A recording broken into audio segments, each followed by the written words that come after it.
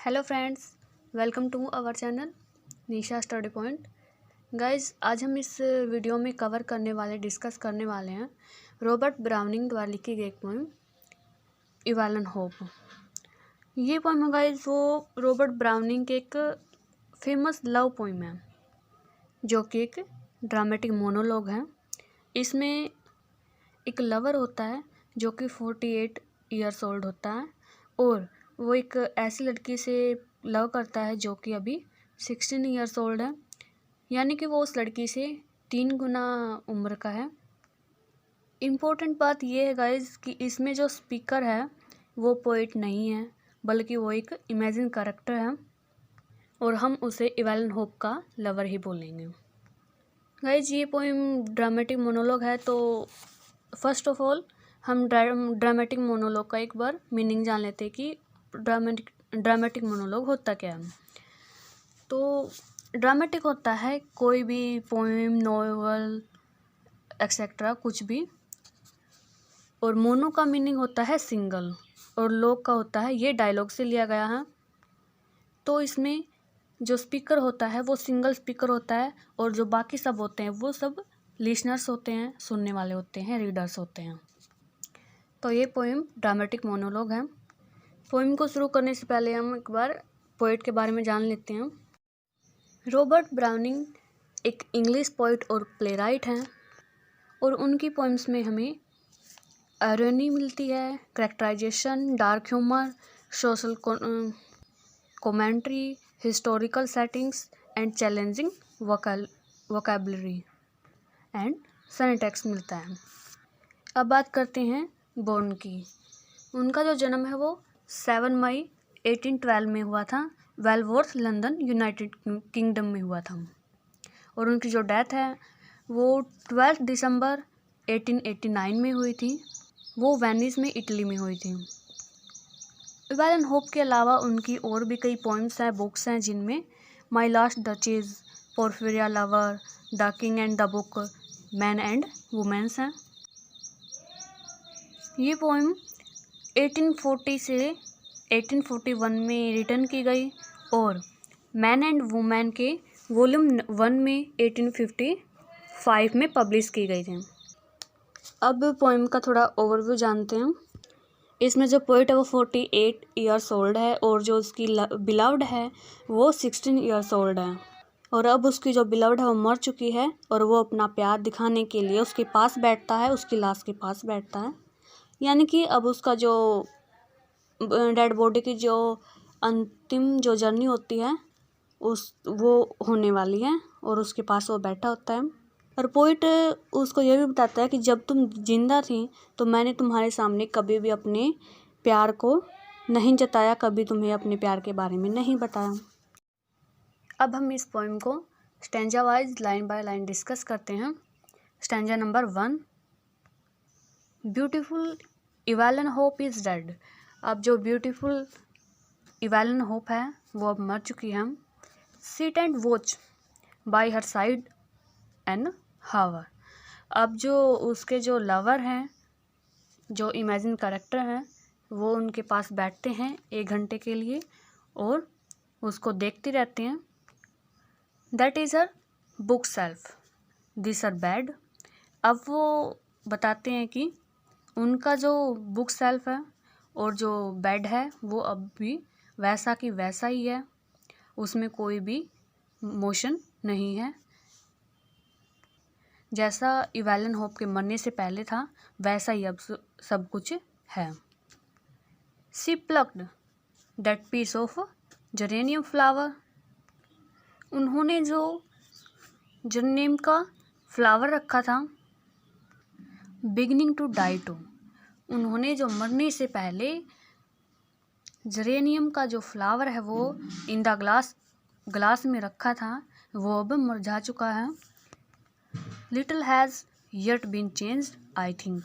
और अब जो उनके लवर हैं वो कहते हैं कि उनका जो रूम है उसमें अब तक कुछ भी चेंज नहीं किया गया है जेरेनियम के फ्लावर के अलावा। The shutters are shut, no light may pass. और अब जो उसका कमरा है उसमें कोई भी लाइट नहीं है, चारों तरफ अंधेरा ही अंधेरा है। Save 2 long rays through the hinging. हिंचिंग होता है खिड़कियों से जो दरारें आ रही हैं। अब जो लवर वो कहता है कि वहाँ पर ओनली टू रेज थी, 2 ही किरणें थी लाइट की, जो कि खिड़कियों की दरारों में से आ रही थी। और ये सब जो इन्वायरमेंट है वो बहुत ही सैड लग रहा था। 16 years old when she died। और अब जो वो मरी है तो अब वो 16 years old थी। Perhaps she had scarcely heard only name। और अभी तक तो उसने मेरा नाम भी नहीं सुना था, ऐसा उनके जो लवर हैं वो कहते हैं। It was no her time to love beside। और उनका ये टाइम भी नहीं था, उतनी उनकी एज भी नहीं थी कि वो प्यार कर सकें, क्योंकि वो अभी 16 years old की ही थी। Her life had many a hope and aim. और उसकी लाइफ में अभी बहुत सी होप्स थी, एम्स थे उसके कि उसको कुछ करना है, ड्यूटीज़ थी इनोथ एंड लिटिल केयर्स। लेकिन उसकी वो इतनी केयर नहीं करती थी, मतलब थोड़ी बहुत, मतलब सब अपने फ्यूचर के बारे में वरीड होते हैं, लेकिन इतनी वो नहीं थी। And now was quite. और अब वो बिल्कुल शांत है, वो मर चुकी है। Now acetyl. और अब जो उनके जो लवर हैं वो बहुत आशावादी हैं और वो उनसे कहते हैं टिल गॉड्स हैंड बिकॉन अनवेयर्स। और अब जो भगवान है उन्होंने उसको जल्दी ही उठा लिया है, उनकी जो लाइफ है वो भी उन्हें जीने नहीं दी।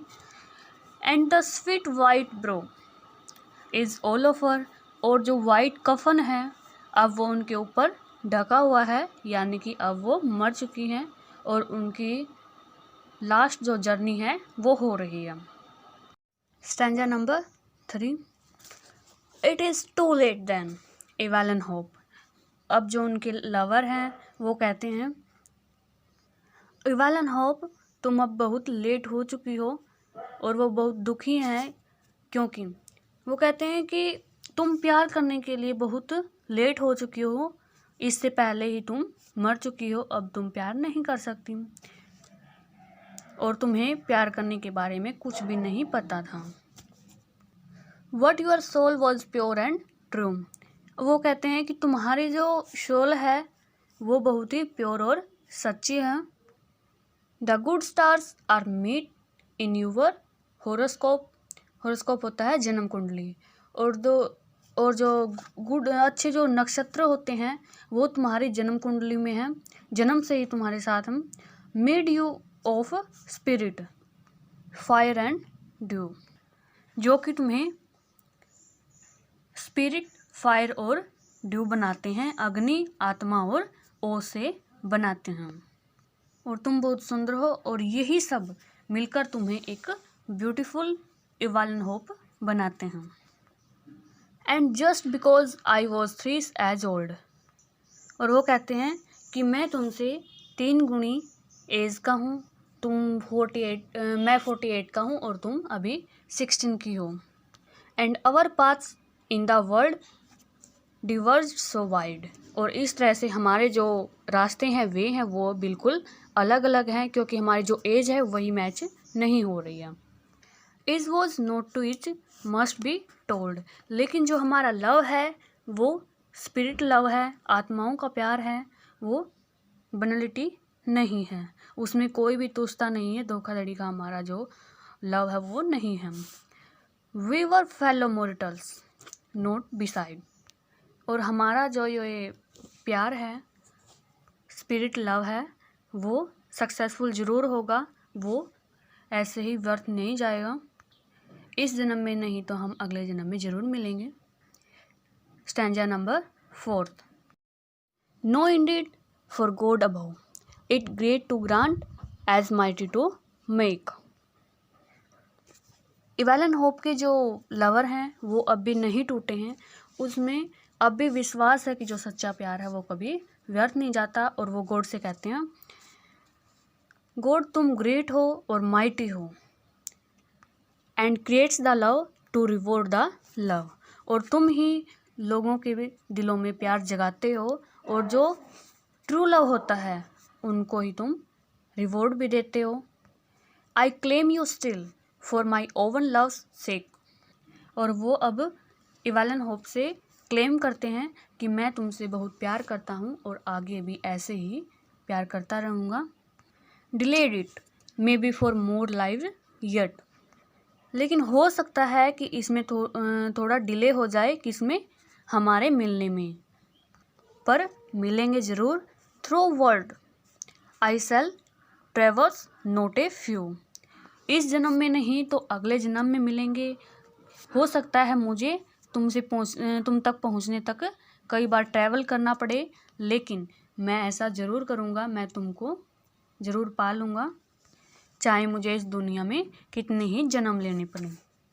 Much is to learn much to forget, और तुम तक पहुंचने के लिए मुझे अब बहुत कुछ सीखना पड़ेगा, मच टू फॉरगेट, और बहुत कुछ भूलना भी पड़ेगा।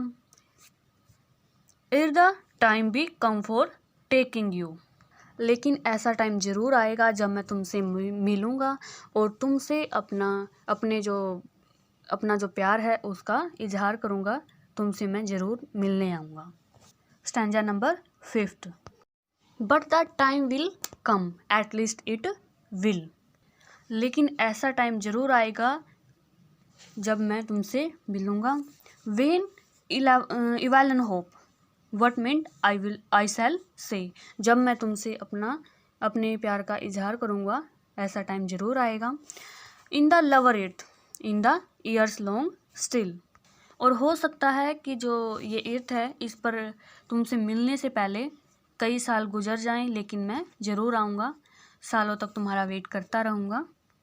That body and soul so pure and gay, अब वो इवैलन होप की जो बॉडी है और जो सोल है उसकी तारीफ़ करते हैं हम, और कहते हैं कि तुम्हारी जो बॉडी है और जो तुम्हारी सोल है वो बहुत ही प्योर और गे है। गे होता है खुश मिजाज, तुम बहुत खुश मिजाज तरह की हो, तुम बहुत सुंदर हो। वाई यूवर हेयर वॉज अम्बर, अम्बर होता है गोल्डन कलर की। आई सेल डिवाइन, और वो कहते हैं कि जो तुम्हारे हेयर हैं वो एम्बर कलर के हैं, गोल्डन कलर के हैं और बहुत ही ब्यूटीफुल हैं। आई सेल डिवाइन, डिवाइन होता है पूजा करना, और मैं तुम्हारी ऐसे ही पूजा करता रहूँगा क्योंकि मैं तुमसे बहुत लव करता हूँ। And your mouth of your oven geranium red, और जो तुम्हारा माउथ है, मुंह है, वो तुम्हारे जो कमरे में ग्लास में जेरेनियम के फूल हैं, रेड रेड फूल हैं, उसकी तरह बिल्कुल ही लाल है। And what you would do with me in fine, और जब तुम मुझे अगले जन्म में मिलोगी, इन द न्यू लाइफ, एक नई लाइफ के साथ, come in the old one stead, तुम मेरा जो पहला प्यार है उसको एक्सेप्ट कर लोगी। लाइफ तुम्हारी नई होगी लेकिन प्यार तुम्हें हमारा पहला ही याद रहेगा। इन लाइंस में जो उनके लवर हैं वो यही कहते हैं कि तुम चाहे कुछ भी भूल जाओ लेकिन हमारा जो पहला प्यार है उसको कभी नहीं भूल पाओगे। स्टैंजा नंबर 6, हैव लिव्ड आई शैल से सो मच सिंस देन, अब वो कहते हैं कि मैंने बहुत बार लाइफ को एक्सपीरियंस किया है लाइफ में। Give up my self so many times, और बहुत बार मैंने गिव अप भी किया है। Gain me the gains of various man, और बहुत से आदमियों में से मैं बहुत बार जीतता आया हूँ। Ransack the age spoil the crimes, और हमें जो हमारी एजेस की घटनाएं हैं उनको भूलना पड़ता है, हर बार ऐसा ही होता है। Yet one thing one in my soulful scope, लेकिन एक ऐसी चीज़ है जो मुझे कभी मैं भूल नहीं पाऊँगा, वो मुझे हमेशा याद रहेगी। इधर आई मिस्ड और इट सेल्फ मिस्ड मी, और मैं तुम्हें हमेशा याद रखूँगा और तुम्हें मिस करता रहूँगा। And I want and find you, और मैं तुम्हें दोबारा से पाना चाहता हूँ।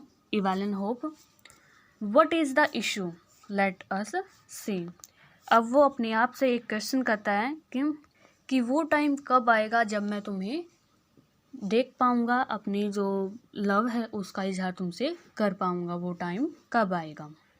अब last stanza number 7। I loved you Evelyn all the while. अब वो इवालन से कहते हैं कि मैंने तुमसे हमेशा से ही प्यार किया है। My heart seem full as it could hold. और मेरा जो हार्ट है, दिल है, वो तुम्हारे लिए प्यार से बिल्कुल भरा हुआ है। इट कुड होल्ड, जितना कि इसमें प्यार आ सकता था उतना इसमें प्यार भरा हुआ है। There was place and to spare for the frank young smile. अब वो कहते हैं कि जो तुम्हारी स्माइल है वो यंग और फ्रेश है और जो कि मुझे बहुत ही पसंद है। And the red young mouth, और जो तुम्हारा यंग माउथ है, जो कि तुम्हारे जो कमरे में ग्लास में जो जेरेनियम के फ्लावर हैं उसकी तरह रेड है। रेड रंग यंग माउथ है तुम्हारा। And the hair young gold, और जो तुम्हारे हेयर हैं, जो गोल्डन हेयर है, वो भी मुझे बहुत पसंद है। So hush I will give you this leaf to keep. अब वो उनसे इजहार करते हुए एक जेरेनियम के फूल की पत्ती देते हैं, एक पत्ता देते हैं और अपने लव का इजहार करते हुए उनको प्रपोज करते हैं। See I shut it inside the sweet cold hand. Evelyn Hope, देखो मैं तुम्हारे ठंडे ठंडे हाथों में ये जेरेनियम के फूल के जो पत्ते लीफ है वो रख रहा हूँ। उसके ठंडे हाथ इसलिए हैं क्योंकि अब वो मर चुकी हैं और उसका जो बॉडी है वो अब ठंडी पड़ चुकी है। There that is our secret, go to sleep. और अब वो कहते हैं कि ये हमारा सीक्रेट लव है यहाँ पर, और उन्हें वो जेरेनियम फूल के जो पत्ती है, लीफ है, उनको देते हुए उनको अलविदा कहता है, बाय बोल रहा है।